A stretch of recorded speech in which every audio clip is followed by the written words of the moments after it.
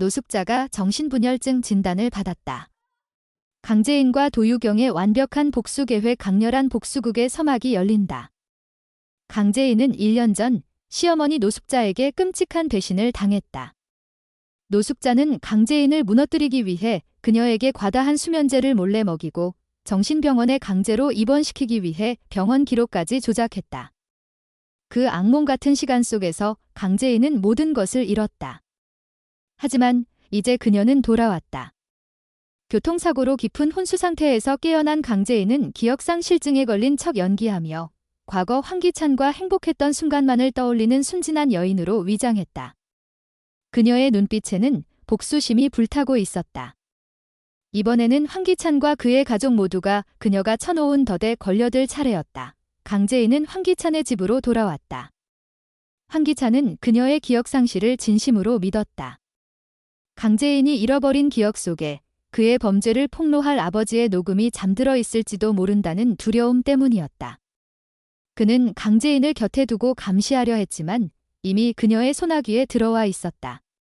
강재인은 매일 아침 황기찬의 옷을 다리고 그의 식사를 정성스레 준비하며 과거의 다정한 아내로 완벽히 변신했다.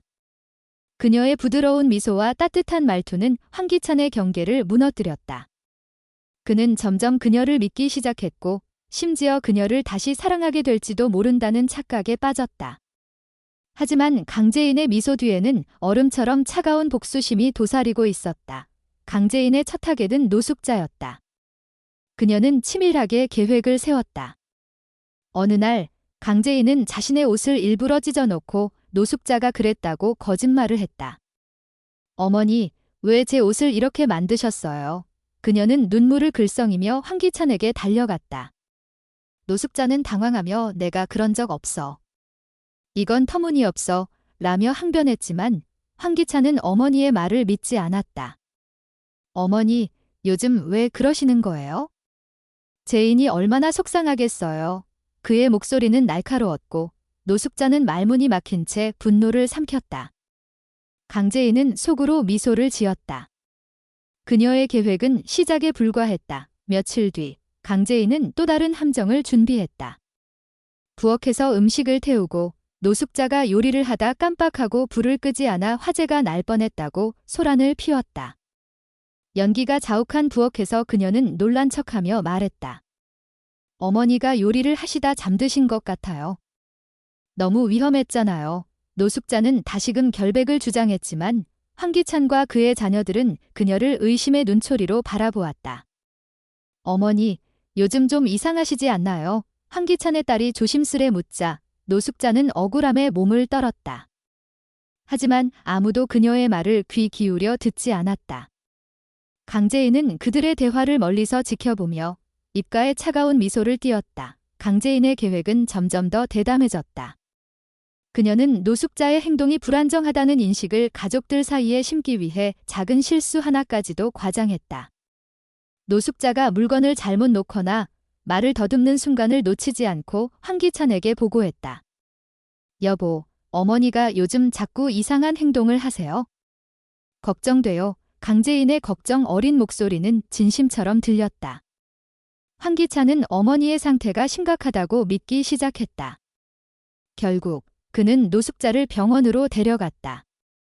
의사는 노숙자를 진찰한 뒤 심각한 표정으로 말했다. 이런 증상은 조현병 초기 단계일 수 있습니다.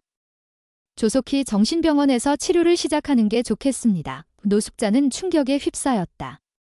내가 미쳤다고? 난 멀쩡해. 이건 터무니없어. 그녀는 소리쳤지만 의사의 권위 있는 말과 황기찬의 굳은 표정 앞에서 그녀의 외침은 무력했다. 황기찬은 망설였지만 결국 의사의 조언을 따르기로 했다.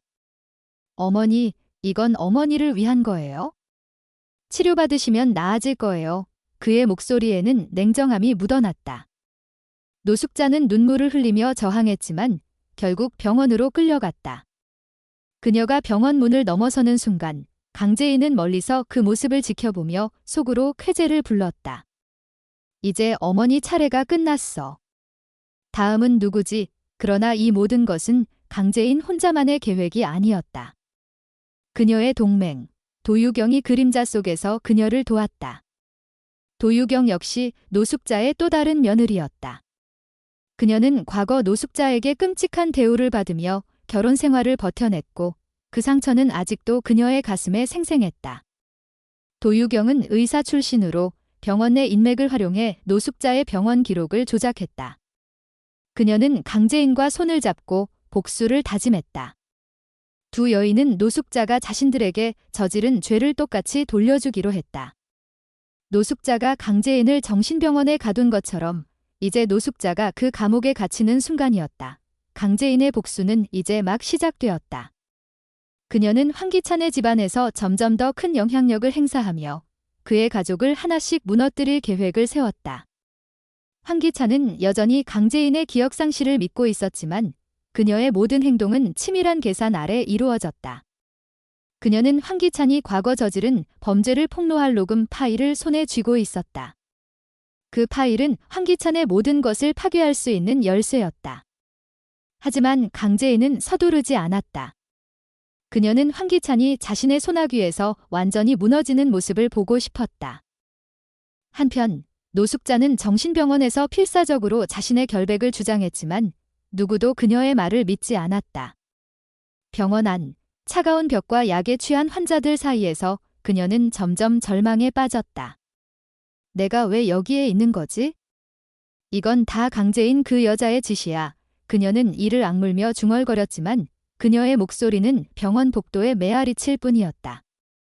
강재인은 멀리서 이 모든 것을 지켜보며 조용히 웃었다. 그녀의 복수는 완벽히 진행되고 있었다. 하지만 강재인은 알지 못했다. 황기찬이 그녀의 연기를 의심하기 시작했다는 것을. 어느 날 밤 황기찬은 강재인이 잠든 사이 그녀의 방을 뒤졌다. 그는 그녀의 서랍 깊숙이 숨겨진 작은 USB를 발견했다. 떨리는 손으로 그것을 열어본 순간 그의 아버지의 목소리가 흘러나왔다. 황기찬, 내가 저지른 짓을 세상에 알리겠다. 황기찬의 얼굴은 창백해졌다. 강재인이 기억을 잃은 척 연기했다는 사실을 깨달은 순간 그의 가슴은 분노와 두려움으로 가득 찼다. 이제 진짜 싸움이 시작될 참이었다. 강재인은 과연 황기찬을 완전히 무너뜨릴 수 있을까? 아니면 황기찬이 그녀의 계획을 역이용해 반격에 나설 것인가? 두 사람 사이의 긴장감은 점점 고조되고 노숙자의 운명은 이미 비극으로 치닫고 있다. 이 복수극의 끝은 어디로 향할 것인가? 다음 이야기는 더욱 충격적이고 짜릿한 반전을 예고한다. 황기찬의 손은 떨리고 있었다. 서랍 깊숙이 숨겨진 USB에서 흘러나온 강재인의 아버지 목소리는 그의 심장을 얼어붙게 했다. 황기찬, 내가 저지른 짓을 세상에 알리겠다. 그 한마디는 황기찬의 모든 것을 무너뜨릴 수 있는 폭탄이었다. 그는 강재인이 기억상실증에 걸린 척 연기하고 있다는 사실을 깨달았다. 그녀의 부드러운 미소, 다정한 손길, 심지어 임신까지 모두가 그를 속이기 위한 치밀한 연극이었다. 황기찬의 눈빛은 분노와 두려움으로 뒤엉켰다. 하지만 그는 쉽게 무너질 남자가 아니었다. 강재인이 덫을 놓았다면 그는 그 덫을 뒤집어 그녀를 올가맬 작정이었다. 강재인은 여전히 자신의 계획이 완벽하다고 믿었다. 노숙자는 이미 정신병원에 갇혔고 황기찬은 그녀의 소나귀에서 놀아나고 있었다. 그녀는 도유경과 함께 다음 단계를 준비했다. 도유경은 노숙자의 병원 기록을 조작한 데 이어 황기찬의 회사 내부 비리를 폭로할 증거를 수집하기 시작했다. 두 여인은 황기찬의 약점을 하나씩 파헤치며 그의 제국을 붕괴시킬 준비를 하고 있었다. 강재인은 황기찬이 자신을 의심하지 않는다고 확신했다. 하지만 그녀는 몰랐다. 황기찬이 이미 그녀의 뒤를 캐기 시작했다는 것을. 한편 정신병원에 갇힌 노숙자는 점점 더 절망 속으로 빠져들었다. 차가운 병실 벽과 끊임없이 주사되는 약물은 그녀의 정신을 흐릿하게 만들었다. 내가 왜 여기에 있는 거야? 이건 강재인 그 여자의 짓이야. 그녀는 간호사들에게 소리쳤지만 그들은 그녀를 진정시키기 위해 더 강한 진정제를 투여할 뿐이었다. 노숙자는 자신이 강재인에게 똑같이 했던 일을 떠올렸다. 7년 전 그녀는 강재인을 정신병원에 가두기 위해 수면제를 과다 투여하고 병원 기록을 조작했다. 이제 그 죄의 대가가 그녀를 올가매고 있었다. 노숙자의 눈에는 공포와 후회가 뒤섞였다. 하지만 그녀는 아직 포기하지 않았다. 그녀는 병원에서 탈출할 기회를 노리며 강재인을 향한 복수심을 불태웠다. 황기찬은 강재인의 USB를 손에 쥔 채 회장실에 앉아 있었다. 그의 머릿속은 복잡했다.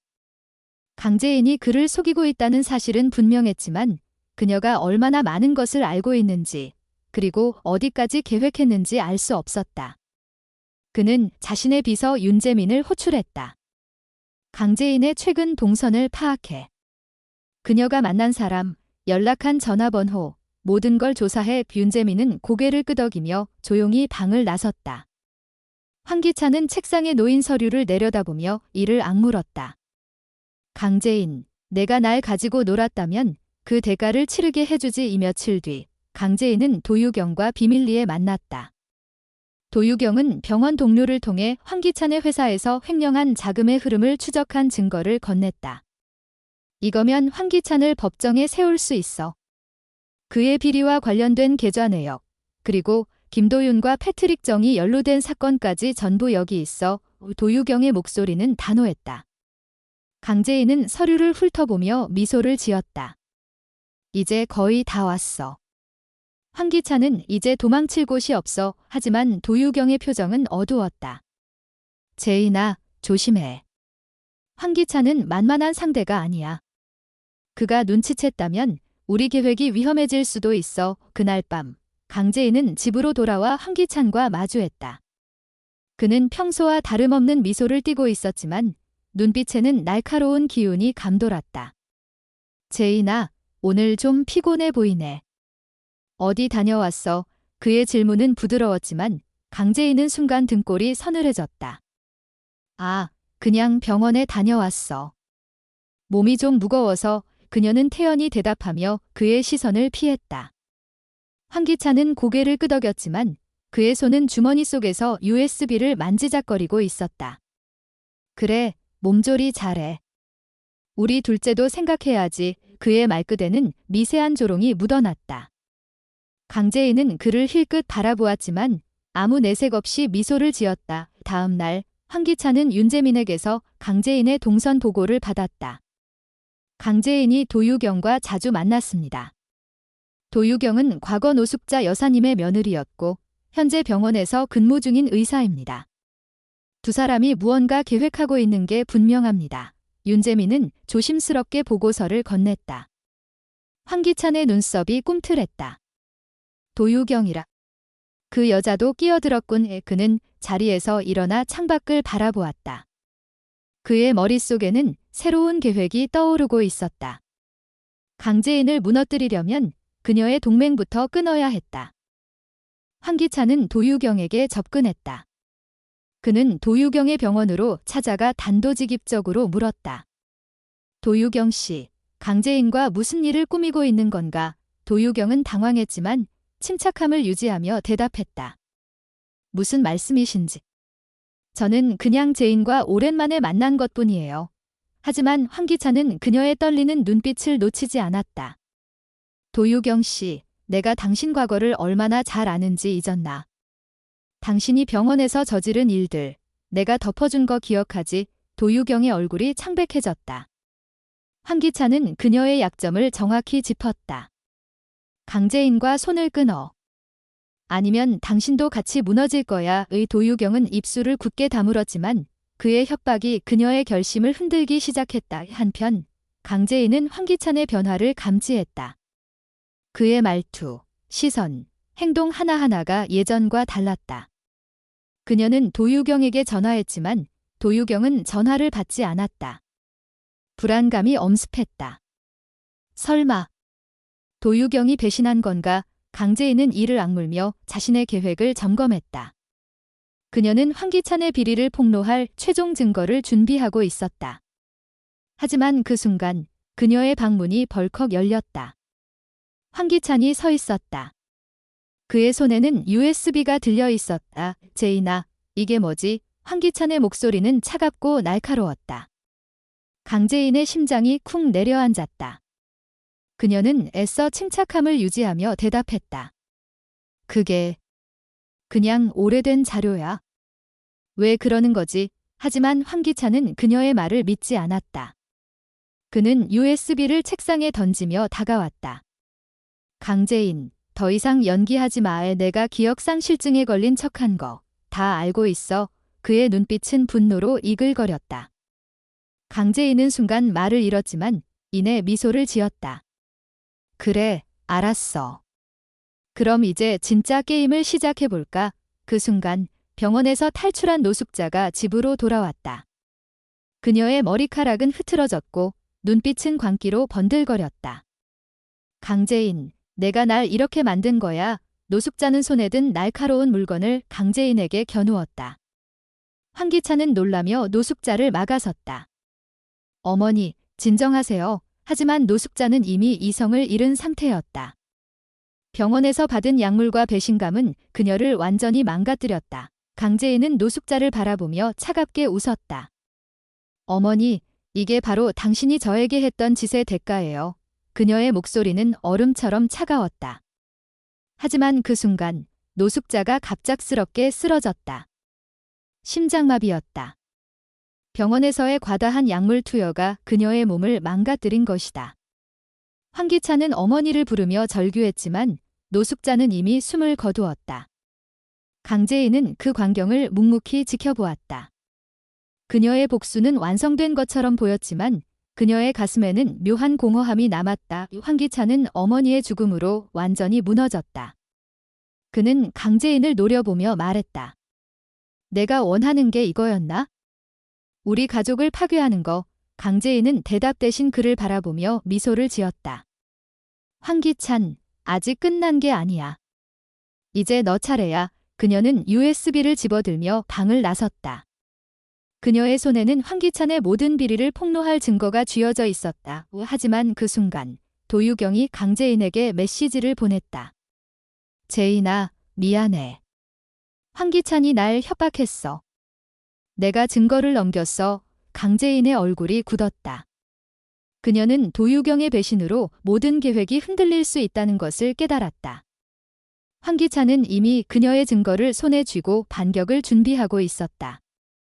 이제 두 사람 사이의 싸움은 한치의 양보도 없는 전쟁으로 치달았다. 강재인은 과연 황기찬을 완전히 무너뜨릴 수 있을까? 아니면 도유경의 배신과 황기찬의 반격으로 그녀의 복수극이 실패로 끝날 것인가? 노숙자의 죽음은 이 비극의 끝이 아니라 더 큰 폭풍의 시작일 뿐이다. 이 복수극은 아직 끝나지 않았다. 다음 장면은 더욱 충격적이고 숨막히는 반전을 약속한다.